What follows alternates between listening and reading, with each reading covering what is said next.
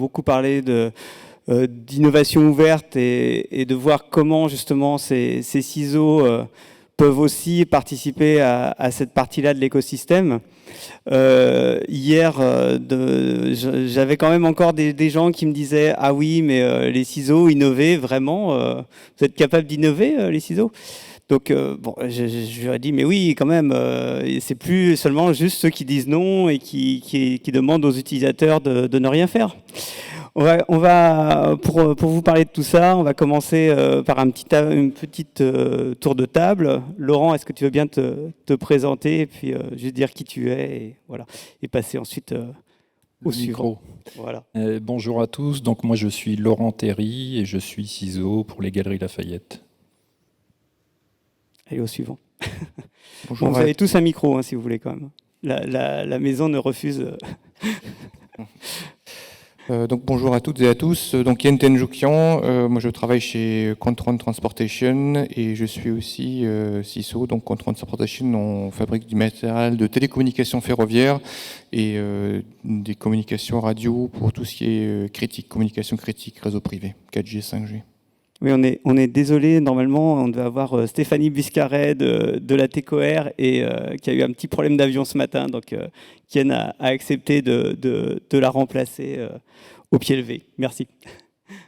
Christophe Pugnou, je suis RSSI au sein du groupe Actual, donc une entreprise qui œuvre notamment dans le secteur de l'intérim, l'insertion, la formation, l'inclusion, etc.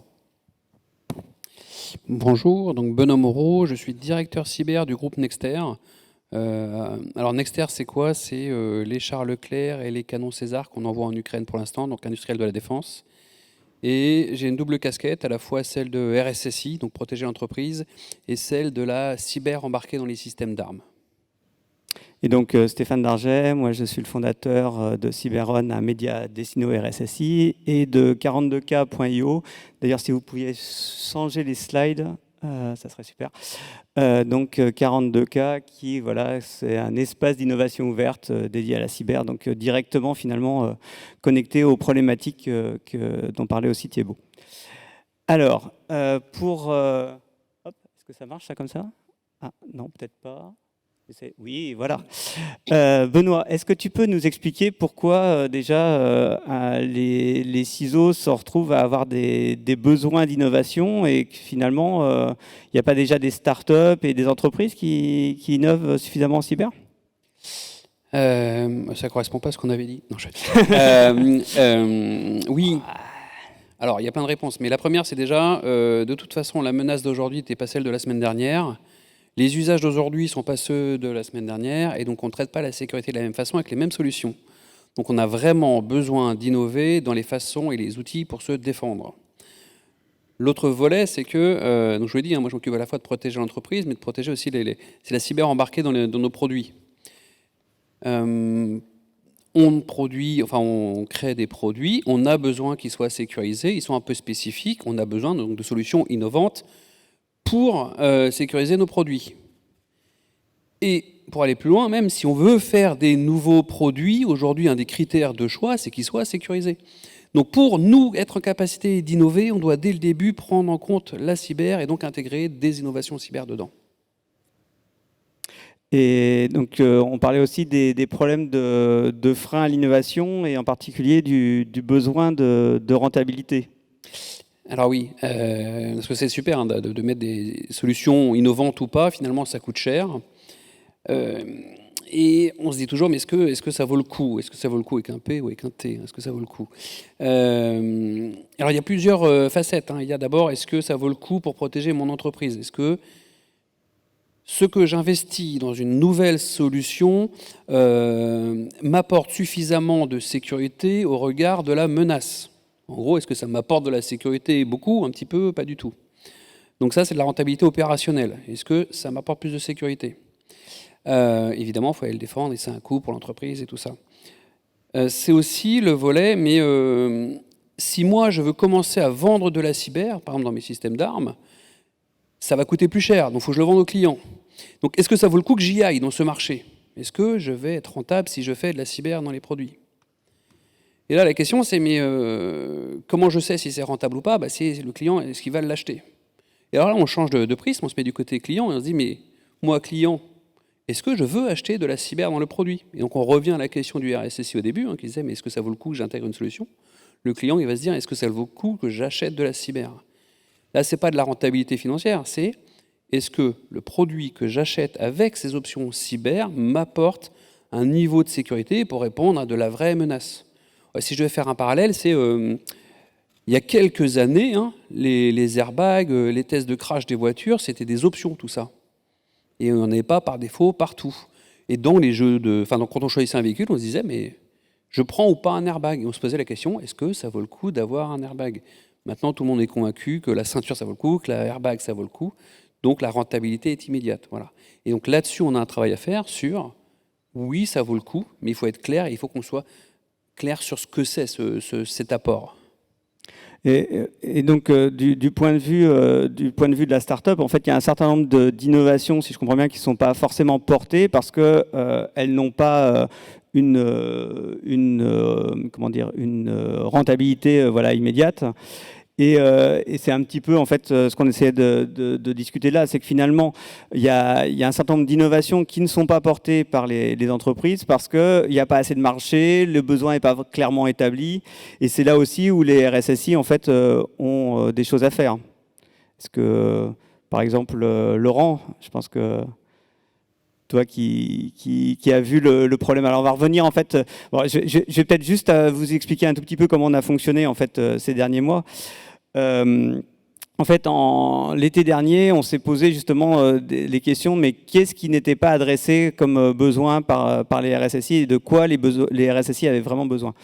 Et donc, il y a un certain nombre de thématiques qui sont remontées. Et en septembre, en fait, on a créé 2 premiers groupes de travail dans l'idée justement d'innover ensemble. Et le premier groupe de travail, donc, c'était sur la cartographie, et le deuxième groupe de travail sur la sensibilisation. Et on va vous montrer un petit peu par le prisme de ces 2 groupes, en fait, comment on a travaillé et comment on a fonctionné.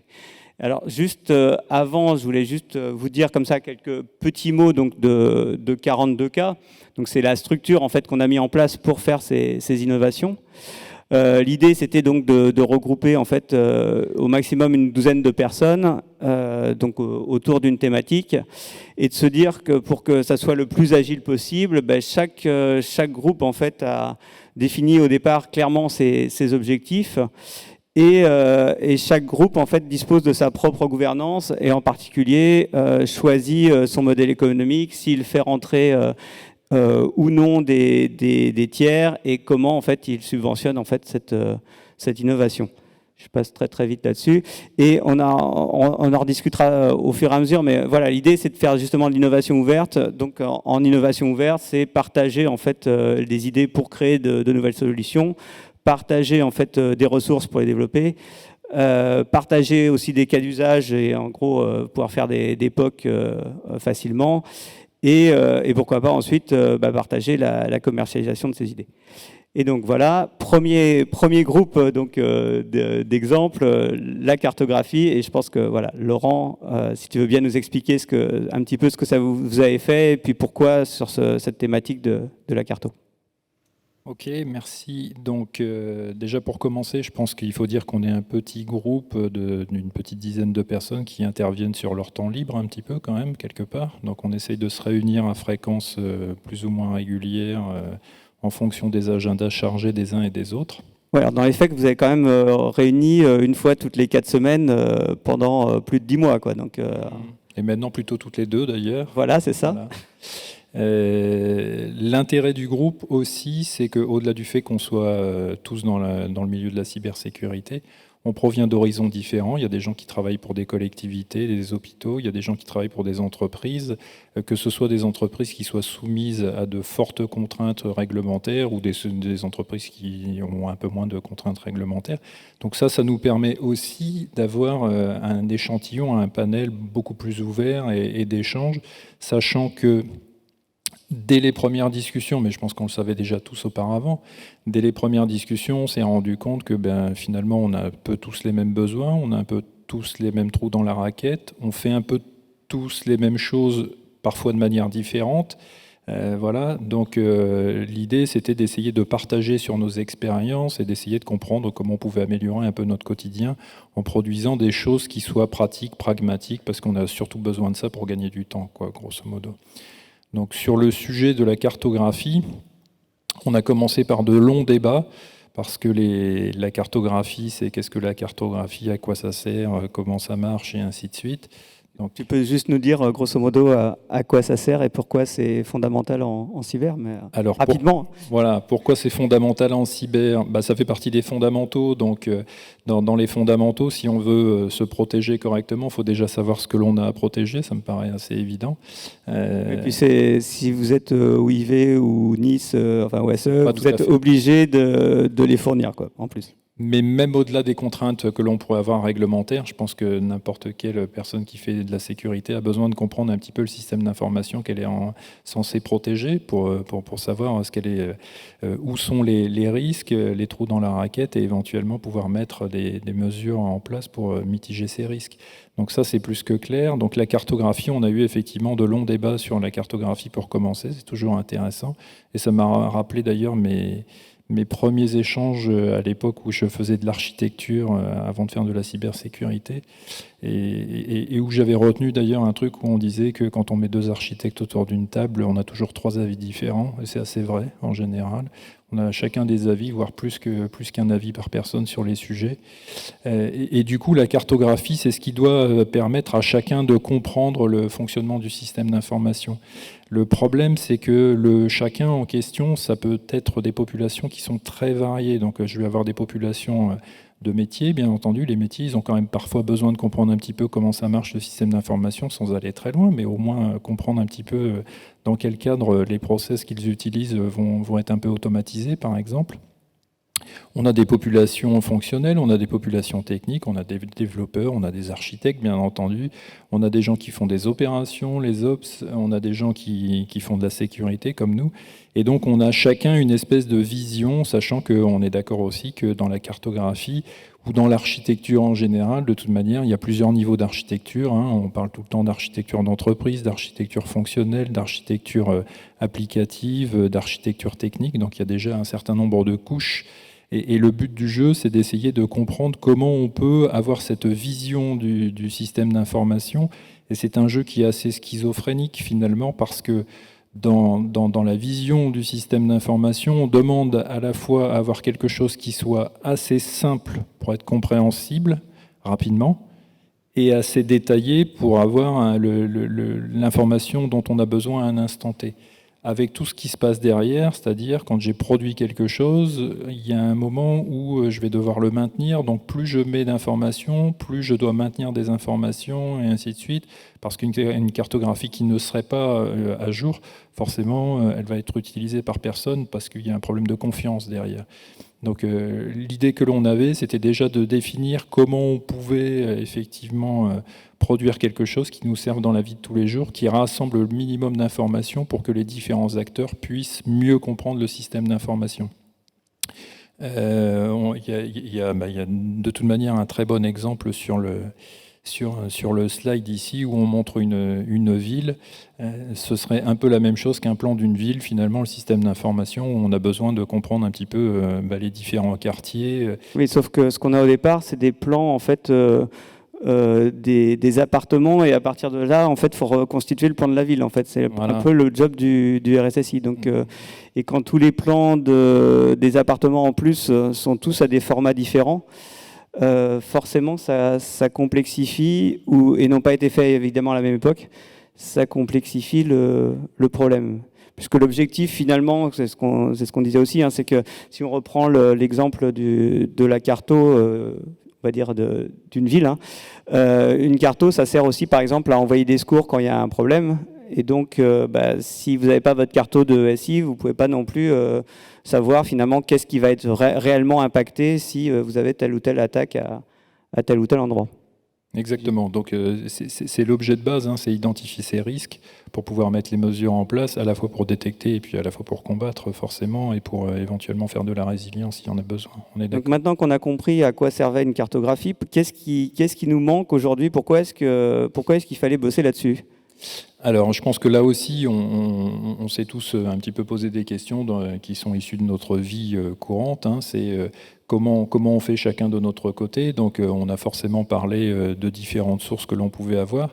Il y a des sources qui nous remontent des informations telles que des CMDB, des choses comme ça. Et donc, forcément, il y a un débat. Est-ce qu'une CMDB, c'est une cartographie ? Ben non, c'est pas une cartographie, parce qu'une cartographie, elle devrait finalement plus représenter la théorie de ce qu'est le système d'information que l'état réel du système d'information à un instant T, pour pouvoir justement le confronter à l'état réel du système d'information à un moment donné. Parce qu'il faut au moins qu'on connaisse la théorie pour la confronter à la pratique et se dire, tiens, j'ai des écarts à droite et à gauche. Et là, c'est un vrai sujet. Et en plus, une CMDB, elle n'est active que quand les objets sont déjà existants, alors que la cartographie, normalement, c'est un peu comme les spécifications. Quand on développe du code, on essaye de le faire avant de développer le code, c'est quand même plus facile, parce que sinon on obtient des choses qui ne sont pas tout à fait propres en termes de coding. Voilà. Et ça tombe bien, parce qu'on a Alban qui est au premier rang, là, qui va se présenter. Et donc Alban, lui, voilà, dis-nous qui tu es et pourquoi Bonjour en fait toi aussi tu as eu envie de rejoindre en fait ce groupe alors que tu n'es pas un RSSI au départ. Ça, donc moi je suis CTO d'une jeune startup, on est incubé à Cyberbooster, qui s'appelle Situation. Donc on fait de la documentation automatique de systèmes d'information et on embarque justement un petit peu évidemment de la cartographie pour bien comprendre le système d'information. Et en fait le constat que finalement, en fait, nous, quand on a démarré un petit peu ce projet-là, on a fait exactement le même constat. C'est-à-dire que vous parlez à 10 RSSI de carto, vous avez 10 visions différentes de la carto. Et c'est pour ça qu'on était très intéressés de pouvoir rentrer dans ce groupe-là, pouvoir voir tous les points de vue qui existent et essayer de trouver finalement l'intersection, le pattern qu'il y a derrière tout ça, d'un point de vue sécurité. Parce que aussi la carto, c'est vrai que c'est aussi présent dans tous les métiers de l'IT. Donc voilà, nous, notre job, c'était un peu essayer de voir quel est le besoin du RSSI ou quel est le besoin commun de tous les RSSI et comment est-ce qu'on peut fournir un produit qui puisse faire le job et qui puisse remplir les attentes du RSSI. Merci. Et donc, explique-nous maintenant un petit peu ce que concrètement vous avez mis en place et en fait, pour faire simple, vous avez développé une méthodologie pour faire cette carto de telle sorte que pour en tout cas au moins les prochains projets, la carto finalement soit à peu près identique d'un projet à l'autre et qu'elle puisse être facilement consolidée. Donc est-ce que tu peux nous expliquer un petit peu comment vous êtes pris pour faire ça et qu'est-ce qu'il y a dans cette méthode? Oui, bien sûr. Donc en fait, effectivement, à force de tourner et de se poser des questions, on s'est dit que finalement, ce qui était le plus simple, entre guillemets, c'était de partager nos expériences et au moins de se dire, on va essayer de mettre sur la table tout ce qui nous est nécessaire pour bien comprendre le système d'information. Et ça, finalement, ce qui se prête le mieux, plus exactement à ça, c'est l'équivalent de ce qu'on aurait pu appeler avant un DAG ou un DAT ou ce genre de choses, donc des dossiers d'architecture et ce genre de choses. Sachant que l'on voulait reprendre toutes les thématiques qu'on estime, nous, cyber, importantes à avoir figuré à l'intérieur de ces documents. Donc ça peut être des problématiques qui sont directement liées à nos métiers, mais ça peut être aussi des problématiques qui nous permettent, ou plus exactement des éléments qui nous permettent d'avoir une compréhension déjà globale du sujet qu'on est en train de traiter devant nous, parce qu'on ne peut pas traiter un sujet par le bas, il faut forcément déjà comprendre ce que cela va faire à l'intérieur du système d'information, comment ça va agir, ou comment ça va interagir et s'interfacer avec les différents éléments, pour pouvoir se dire, tiens, là, ça va interagir avec ça, sur tel type d'objet, donc là, ça pose problème éventuellement, ou là, tiens, ça nous fait penser à ceci, à cela, ça, il faudra mieux le sécuriser, et voilà. Donc ça, le livrable, entre guillemets, il y en a deux. Donc il y a quelque chose qui ressemble plutôt à un livre blanc pour l'instant, qui est de l'ordre de la démarche méthodologique et qui adresse les grandes problématiques avec des potentielles solutions derrière ces problématiques. Et puis après, il y a un deuxième livrable qui est en cours en ce moment, qui est plutôt lié à un dossier, l'équivalent d'un dossier d'architecture, ou plus exactement une structure de dossier d'architecture avec toutes les thématiques que l'on peut retrouver, et on essaye de redescendre jusqu'aux attributs attributs, sans aller trop bas quand même, hein, mais jusqu'aux attributs nécessaires à chacun pour pouvoir travailler. Et là, on est dans une phase où on travaille sur, finalement, chacun des attributs. Pour chaque attribut, il est destiné à quelle population? Parce que tout le monde n'est pas intéressé par les mêmes choses, en fait. Ça en fait, non seulement dans le document, c'est ça moi personnellement que je trouve assez intéressant, c'est que non seulement en fait ils expliquent qu'est-ce qui doit être mis dans tel ou tel endroit du document. Par exemple, là, il faut faire un schéma qui ressemble à ça ou ça ou ça. Mais ils expliquent aussi pourquoi en fait le RSSI a besoin de ces informations. Et donc, la personne qui remplit en fait le dossier n'a pas juste l'impression en fait qu'elle doit absolument cocher juste les cases pour cocher les cases et faire plaisir en fait. Voilà. Et on peut imaginer donc ce document-là qui aujourd'hui est très orienté RSSI pourrait être décliné ensuite et construit pour d'autres populations, plus le DSI ou ce genre de choses. C'est clair que de toute manière, il ne doit pas servir qu'au RSSI, il doit servir à l'ensemble des populations. Sinon, ça veut dire qu'il n'y a que les RSSI qui vont l'alimenter, alors que le but du jeu, c'est que ce soit alimenté par différentes populations. Chacun y met en fait les informations qu'il maîtrise pour pouvoir avoir quelque chose. L'autre intérêt de ce document, finalement, c'est aussi de pouvoir avoir un modèle qui soit commun, donc un espèce de langage qui soit commun aux différents intervenants et une manière de le présenter qui reste assez uniforme et donc qui facilite la relecture pour tout le monde, quoi. Moi, je sais que si j'ai un document modèle, je sais que systématiquement, je vais m'intéresser au chapitre 3, au paragraphe 2, c'est ça qui m'intéresse, je vais regarder directement ça, voilà, et dans tel autre cas de figure, je regarderai un autre chapitre, un autre paragraphe, et c'est là où je vais trouver mon information. Donc c'est la rapidité d'accès à l'information et avoir quelque chose qui ne soit pas une Bible, ça sert à rien.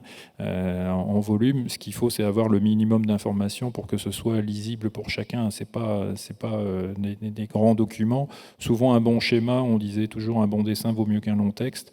C'est vrai qu'un bon schéma d'architecture, à quelque niveau que ce soit de l'architecture de réseau technique ou d'infra, ou fonctionnelle, ou applicative, voire même des schémas d'urbanisation, quand on parle de choses autour des process métiers, ça permet à chacun de comprendre et de se situer effectivement dans le système d'information de manière beaucoup plus simple. On peut presque se poser la question, mais pourquoi ça n'a pas été fait avant en fait?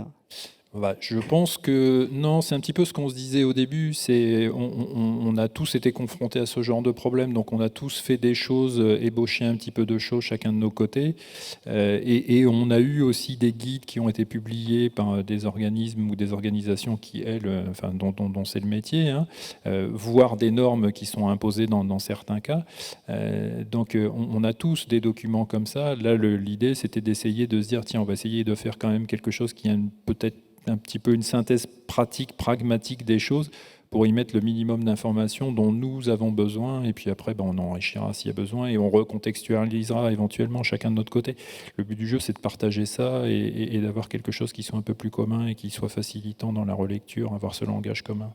Ouais, ce qui fait un petit peu penser en fait à la démarche d'IBIOS où en fait sans rentrer dans le détail de la démarche d'IBIOS, donc qui est du risk management, où en fait il y a une norme, plutôt un modèle qui a été développé, et ensuite il y a une communauté en fait d'utilisateurs qui s'est constituée autour de ça, et finalement aujourd'hui cette norme elle évolue et sur le fond et sur la forme grâce à un ensemble d'utilisateurs. Donc je pense que de ce point de vue, effectivement, le groupe de travail est assez proche de ce genre de philosophie où finalement ça profite à tout un écosystème, et ça, on peut même envisager ensuite des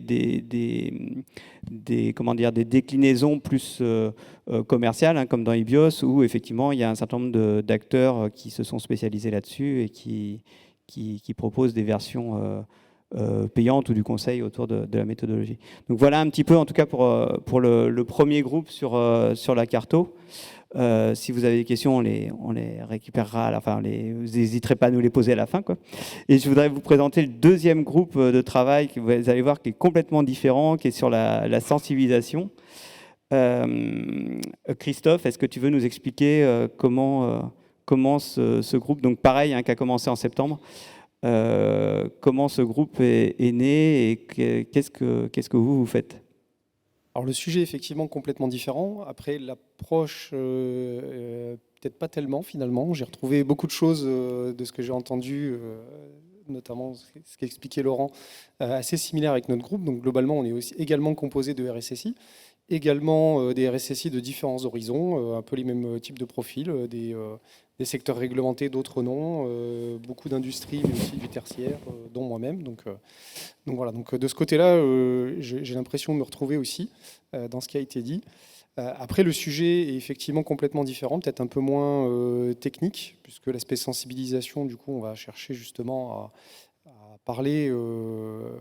Notre principale problématique est comment on fait pour, alors à défaut de former, au moins sensibiliser les collaborateurs de nos entreprises. Parce qu'aujourd'hui, on a cette problématique qu'on a identifiée et qu'on identifie tous en tant que RSSI dans nos organisations respectives, qui est de savoir comment on amène à un niveau de maturité minimum nos collaborateurs, parce que on leur met d'entre les mains le volant de nos systèmes d'information, mais ils n'ont pas passé de permis auparavant. Et pour certains, ont même commencé à travailler avant que l'informatique n'existe. Et pour ma part, c'est pas forcément mon cas, mais j'ai pas vu beaucoup de cours à l'école où on parlait d'informatique et où on nous apprenait comment nous en servir. Donc il y a un gros travail à faire à ce niveau-là. Et, donc on est parti même démarche, on va dire. Le problème, finalement, c'est qu'il y a pléthore en fait, de solutions là. Alors il y a pléthore de solutions. On est entre RSSI, donc on a échangé, on s'est un peu creusé la tête, et on est tombé sur ces problématiques communes qui sont qu'on a à faire face à plein de sociétés qui viennent nous démarcher, par exemple. C'est relativement chronophage d'écouter ce que chacune a proposé, etc. Sachant qu'elles peuvent être relativement différenciantes, mais c'est compliqué aussi d'arriver à bien les différencier les unes des autres. Et la première problématique, même peut-être qu'on a avant même de comprendre ce que va nous permettre de faire chacune des solutions qui nous est proposée, c'est déjà quels sont nos propres besoins finalement. Et cette phase d'expression de besoins, c'est quelque chose qu'on retrouve quelle que soit la thématique. Là, on l'a exprimé nous par rapport aux besoins de sensibilisation de nos collaborateurs, mais quelle que soit la problématique sur laquelle on va travailler, c'est quelque chose qui est, je pense, qu'on retrouve assez régulièrement. Et puis on s'est posé aussi la question, finalement, de l'autre côté du spectre, on n'était pas que des RSSI au sein du groupe de travail, mais c'est vrai qu'on était assez surreprésentés. On s'est aussi mis dans la peau des offreurs, en se disant, finalement, si on veut arriver à avoir une démarche qui soit couronnée de succès, il faut qu'on arrive à répondre aux besoins, à nos propres besoins, mais aux besoins de nos pairs, mais aussi aux besoins des offreurs qui sont en face, et essayer de trouver une stratégie gagnant-gagnant qui permette de répondre aux problématiques finalement de tout le monde. Et donc on s'est posé un certain nombre de questions. Déjà la première qui était quel était le besoin auquel on devait répondre, quels étaient les livrables qu'on devrait fournir qui correspondaient aux attentes à la fois de nos pairs et à la fois des éditeurs de solutions. Et on s'est dit qu'on allait partir sur une première version de produit, un produit minimum viable, on va dire, assez basique, sous forme d'une grille Excel, dont l'idée de cette grille serait de permettre d'identifier d'un côté et d'accompagner les RSSI ou les prescripteurs à identifier quels sont leurs besoins, définir par rapport à cette grille quels sont, donc on leur amène finalement un ensemble de besoins que nous avons nous-mêmes identifiés, et l'objectif c'est de leur proposer de pondérer ces besoins selon que ça a une importance soit relative, soit forte dans leur contexte. Et côté éditeur, nous les avons sollicités, leur demander de remplir ces grilles pour déterminer quelles étaient les réponses qu'ils apportaient par rapport à ces différents besoins. Donc on arrive sur une grille aujourd'hui qui regroupe à peu près 200 critères différents. Donc c'est quelque chose qui peut faire assez peur, mais on le verra par la suite. On a eu des bons retours quand on a soumis cette grille, puisqu'on est sur des choses qui sont relativement... sont que des questions fermées. L'objectif étant que ce soit facile et relativement déterministe aussi, que ça laisse assez peu de place à l'interprétation, afin que ce soit le plus simple à compléter. Et l'idée, voilà, encore une fois, ce que j'expliquais, c'est que chacun puisse, à son niveau, compléter cette grille de façon indépendante. Et à la fin, on recroise les informations pour produire une shortlist de solutions qui seront des solutions qui correspondront le mieux aux besoins exprimés par le donneur d'ordre d'un côté. Et pour répondre aussi aux attentes des éditeurs de solutions, on leur permet du coup d'identifier à travers ce matching des prospects qui ont exprimé des besoins qui correspondent aux réponses apportées par leur solution. Oui, en gros, l'objectif du groupe, c'est finalement de faire une sorte de Tinder avec d'un côté les offreurs, de l'autre côté les besoins, et donc de matcher en fait ce qui peut effectivement correspondre le mieux entre les besoins et les offres. Et on a justement là aussi Michel, donc je te laisse toi aussi te présenter, et donc donc lui est un des offreurs de solutions, et tu avais fait un peu déjà toi de ton côté une démarche inverse en fait. Oui, Et donc, je crois que c'est pour ça que tu as voulu rejoindre le groupe. Absolument, oui. Donc en fait, Michel Gérard, Construo Technologies, nous on est éditeur de solutions logicielles et de contenus spécialisés en sensibilisation. On fait ça depuis plus de 15 ans aujourd'hui, et effectivement on était arrivé avec la même analyse de la multitude d'acteurs qui s'étaient créés sur les 2-3 dernières années. Et donc nous on avait commencé et on avait initié une démarche qui était de rédiger, de réaliser une grille. Alors cette fois-ci de notre côté, avec tout qui reprenait l'ensemble de tout ce que l'on faisait, de tout ce qu'on savait faire.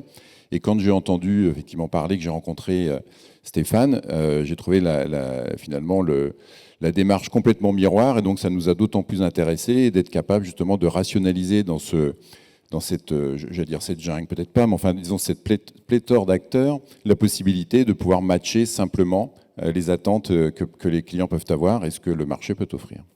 Parce que toi, dans l'autre sens, tu te retrouves des fois à présenter des solutions pendant des semaines à un client, pour finalement te rendre compte que vous rendiez compte mutuellement que finalement c'était pas le bon besoin, quoi. Alors ça, on essaie d'éviter quand même, parce que c'est sûr, le but de ça, toute qualification. Ça arrive quand même, Mais effectivement, ça peut arriver, puisqu'en plus, les besoins évoluant aussi en fonction des rencontres que le client peut faire, donc ça oblige à ajuster en permanence effectivement la présentation.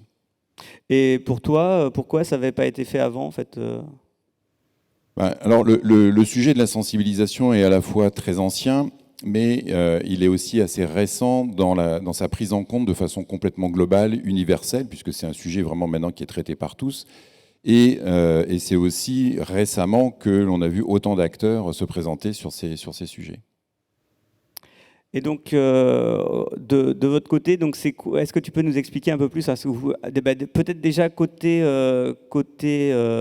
RSSI, à quoi ressemble la grille, donc côté offreur, donc l'idée c'est effectivement de répondre à des questions, par exemple sur, je sais pas, les langues, Michel, peut-être que tu peux redonner juste quelques exemples. Oui, il y a beaucoup de choses, hein. Il y a effectivement les typologies de support, puisque là, la grille c'est surtout orientée sur la partie sensibilisation, la partie test phishing n'étant pas traitée. Donc effectivement, il y a les typologies de modules. Est-ce que vous faites des vidéos? Est-ce que vous ne faites pas de vidéos? Et quelle langue vous avez? Quelles sont les langues? Quelle est l'approche que vous avez aussi sur ce type de sujet? Quelles sont les capacités de déploiement? Enfin, il y a pas mal de critères sur différentes thématiques, mais finalement assez simple à appréhender. Oui, et en fait, dans votre travail quotidien, vous êtes en fait obligé de remplir ce genre de grille finalement. Chaque client finalement vous envoie son questionnaire, et là, d'une certaine manière, ça permet de lui déjà donner la solution toute prête, quoi. Oui, c'est effectivement ça. C'est chaque client, chaque appel d'offres a sa grille d'analyse, avec à chaque fois effectivement le travail qui est nécessaire pour y répondre. C'est un peu, on en avait parlé, un peu comme d'ailleurs les critères de sécurité, de protection des données, notamment sur les solutions SaaS, hein. On a aussi ce type de grille à répondre.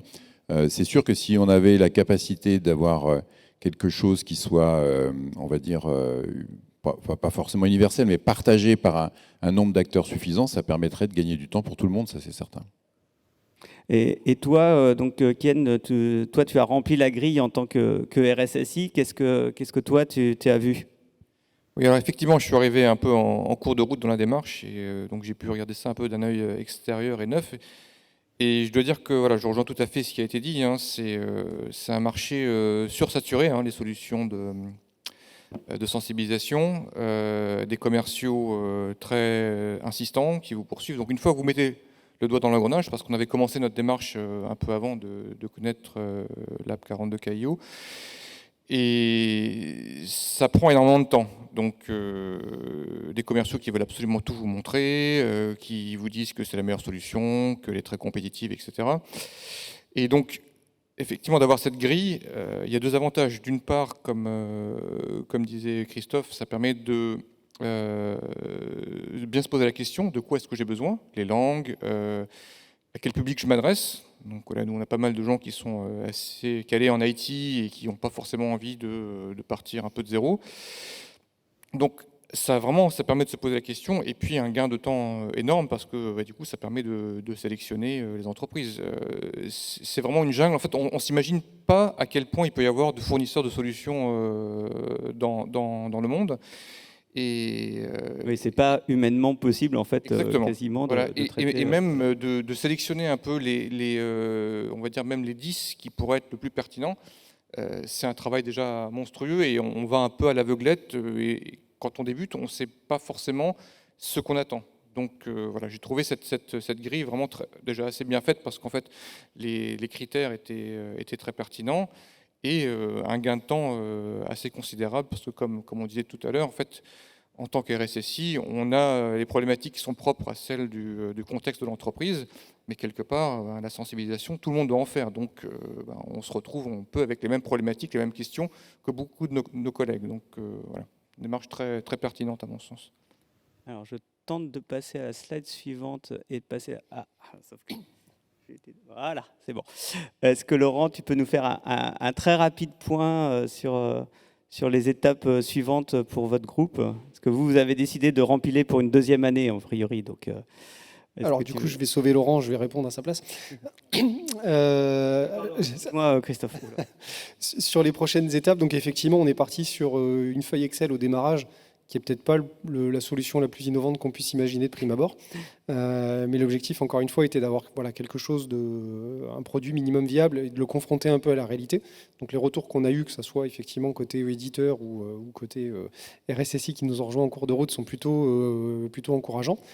Et ce qu'on aimerait mettre en place dans un deuxième temps, c'est un produit qui serait, alors je ne sais pas si je dois parler de produit, mais une interface, en gros, grosso modo, d'une part, on aurait une base de données qui serait alimentée avec les retours des éditeurs. Et ensuite, on aurait une interface qu'on mettrait à disposition des prescripteurs, de sorte qu'il n'ait pas à remplir cette grille Excel, mais qu'on puisse faire le matching automatique à partir des informations qu'il renseigne. Et puis derrière, à plus long terme, peut-être c'est de se dire, encore une fois, on est en train de collecter une information qui peut être probablement valorisée, et c'est de réfléchir comment on peut justement valoriser cette information à travers, par exemple, donner de la visibilité aux éditeurs sur des fonctionnalités qui sont particulièrement recherchées, sans forcément dire qu'il s'agit de telle société, mais voilà, on va collecter statistiquement de l'information qui peut être intéressante, et donc c'est restituer ça aux personnes que ça peut intéresser. Je pense notamment aux éditeurs pour le développement de leurs solutions, leur futur développement. Voilà. Oui, c'est un vrai intérêt, effectivement, ça permet, parce qu'il y a tellement de possibilités d'évolution ou de faire des choses, enfin, les variétés sont énormes, donc être capable de savoir ce qui est important pour les RSSI et là où il faut mettre son effort, c'est utile. Donc voilà un petit peu la présentation des travaux des deux premiers groupes.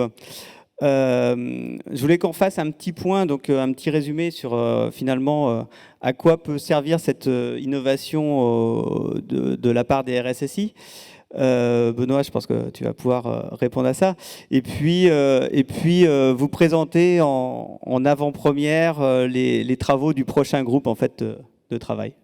Allez Benoît, tu te lances. À quoi sert l'innovation des RSSI? On l'a dit au début, ça. Ouais, juste pour envisager le monde de demain, voilà, ça. de façon intelligente et safe. C'est le thème de la conférence, c'était un nouveau moteur d'innovation. Eh ben, vous connaissez les Darwin Awards? Pour ceux qui ne dorment pas, les Darwin Awards, c'est les morts les plus bêtes possibles. Il y a un mec dans un désert, il a mis une fusée de roquettes là, sur le toit de sa berline, puis il est parti dans le désert à fond. C'est une innovation, il a fait quelque chose de nouveau, il a fait une voiture à réaction. Bon, bah, il s'est pris la falaise, il en est mort.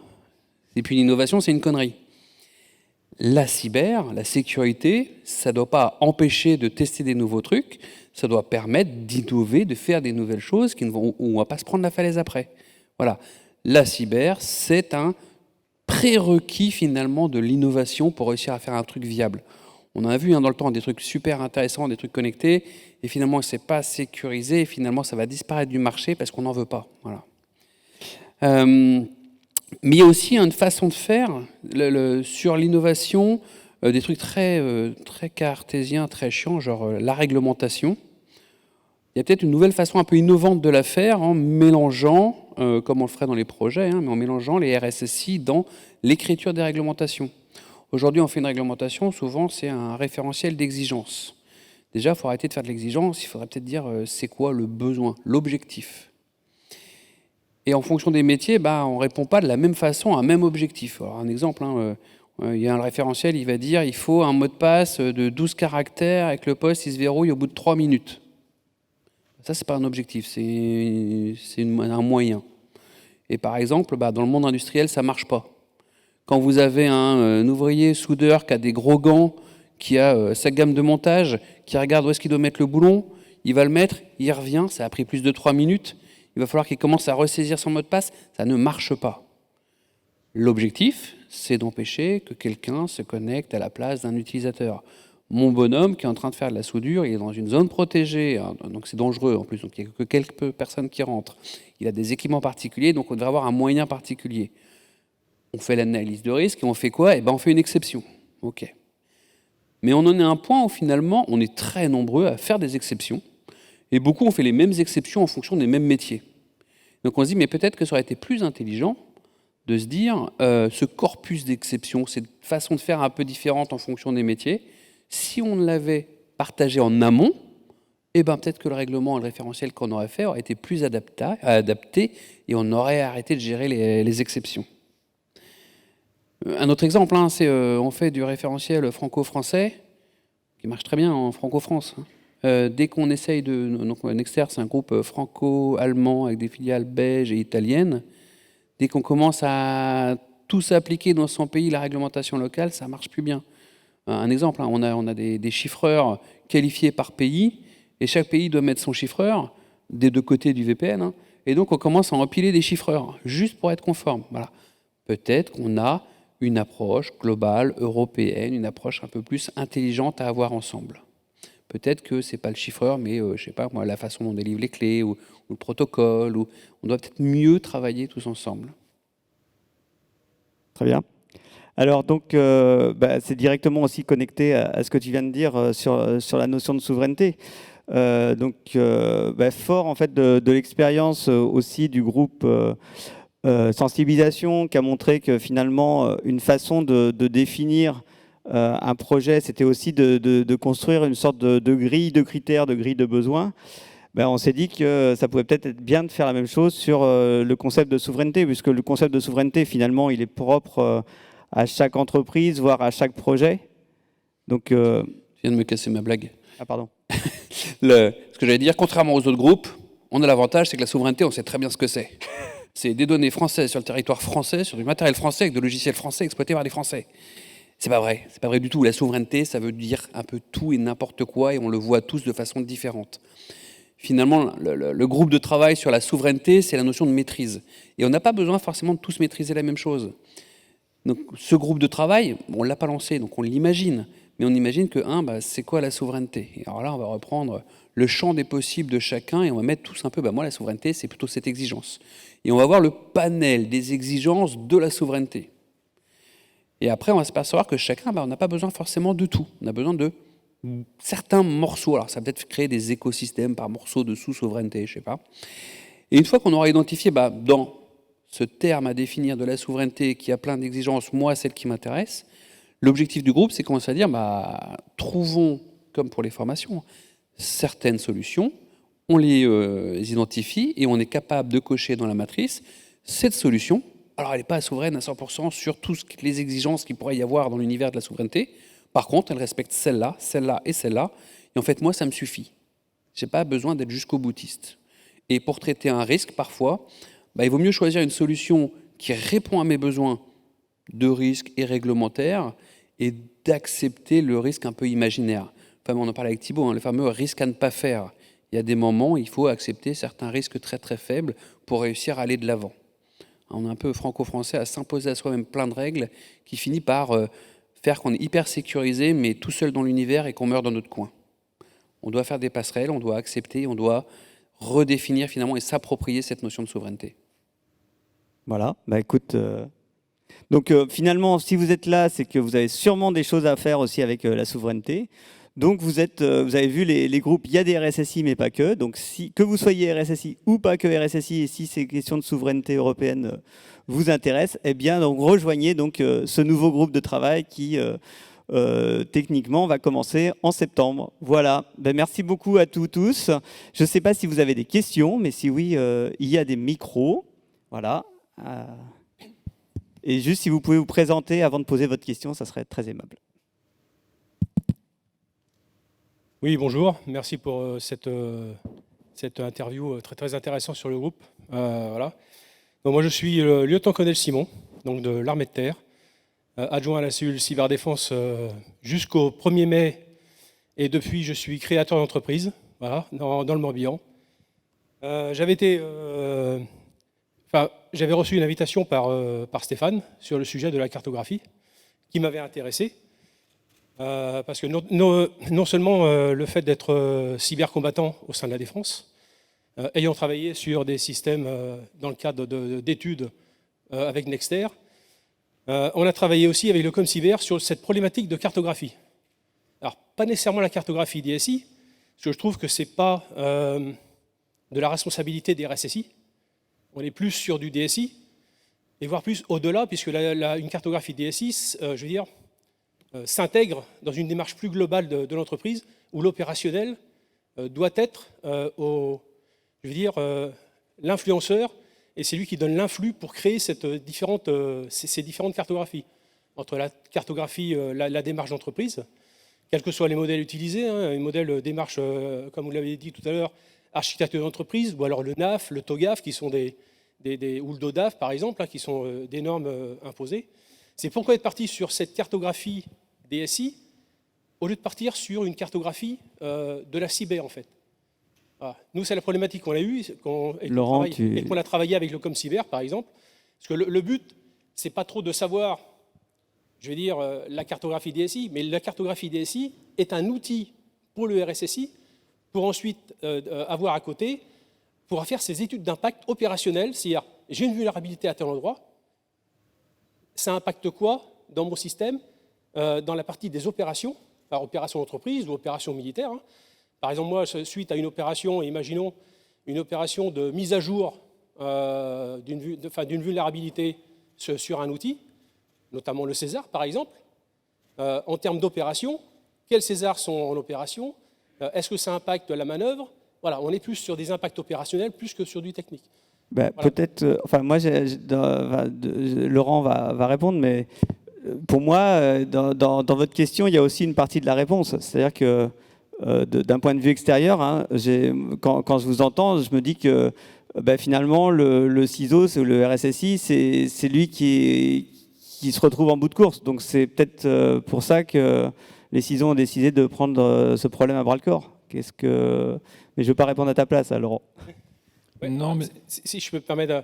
Oui, je suis entièrement d'accord, mais déjà qu'on parle aujourd'hui du burn-out du RSSI, si on rajoute cette tâche qui est énorme pour certaines entreprises, quand c'est une PME, ça peut aller vite, mais quand c'est une OIV, quand c'est un truc comme le ministère de la Défense, par exemple, ou une très grande entreprise, la démarche de cartographie DSI est quand même une démarche énorme.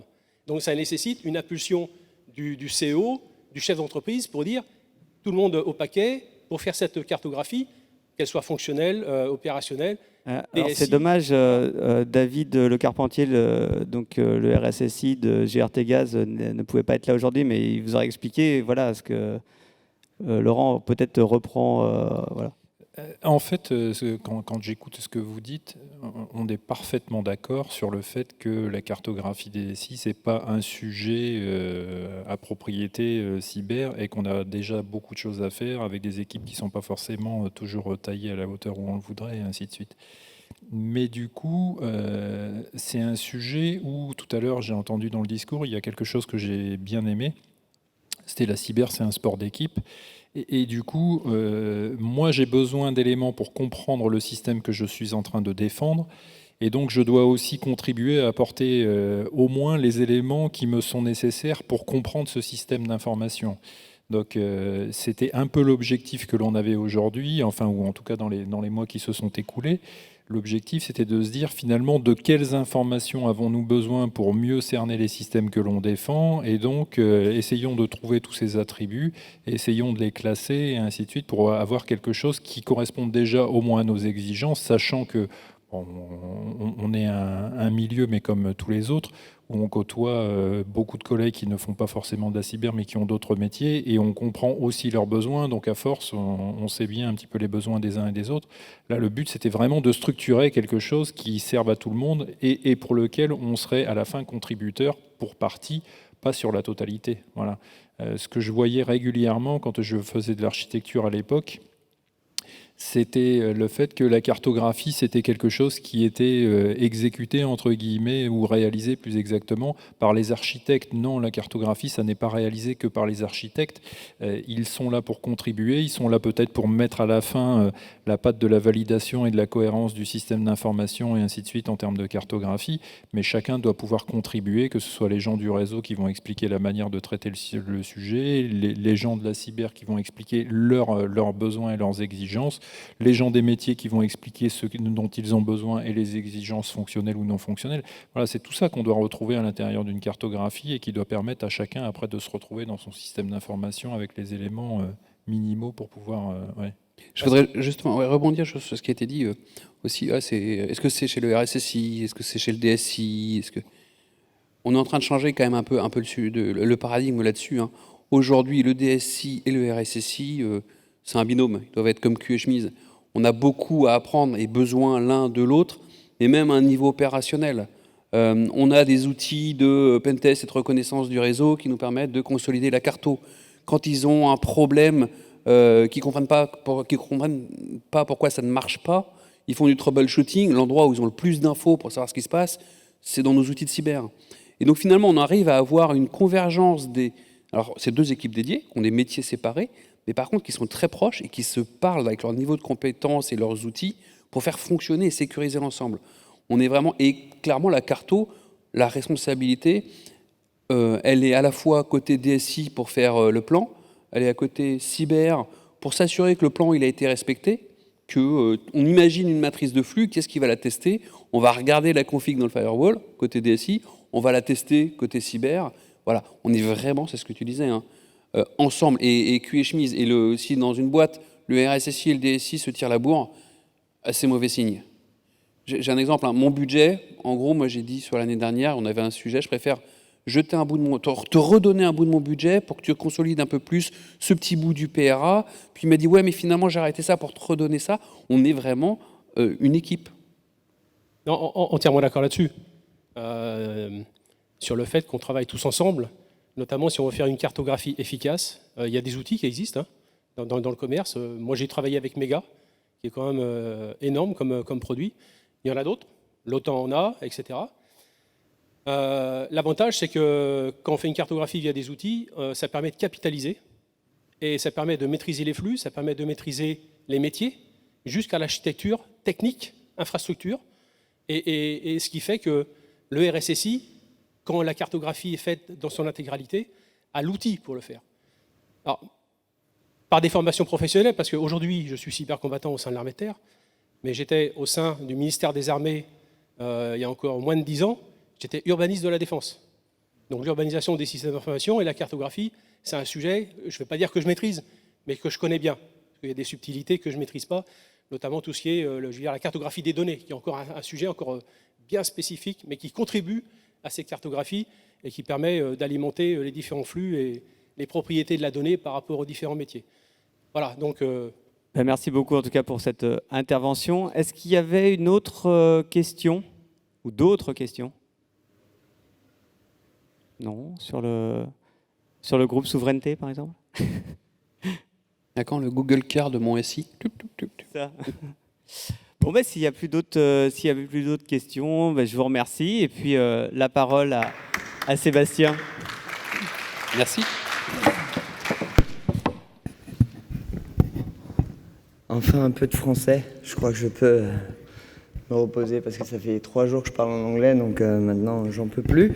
Cela étant dit, ça montre aussi que les 3 jours étaient particulièrement denses. Je vous remercie de nous faire le plaisir de venir. Pour nous, c'était important. C'était important aussi qu'il n'y ait personne de la cyber avec vous. C'était un peu le deal avec Stéphane pour que vous puissiez ne pas être en position de vous faire vendre quelque chose. C'était un test aussi et je pense qu'il faut le reproduire et peut-être le muscler et peut-être le remonter parce qu'après 3 jours, tout le monde est un peu exténué et puis la grève d'hier était aussi difficile à gérer pour tout le monde. Beaucoup ont été un peu découragés par les CRS. Ça nous apprendra à demander des systèmes de sécurité trop chargés. Merci encore. L'année prochaine, c'est une édition qui sera particulièrement spéciale. Pourquoi particulièrement spéciale? Ce qui pourrait être une redondance. Particulière parce que ce seront les 80 ans du débarquement. Et puis spéciale parce que c'est l'année des JO.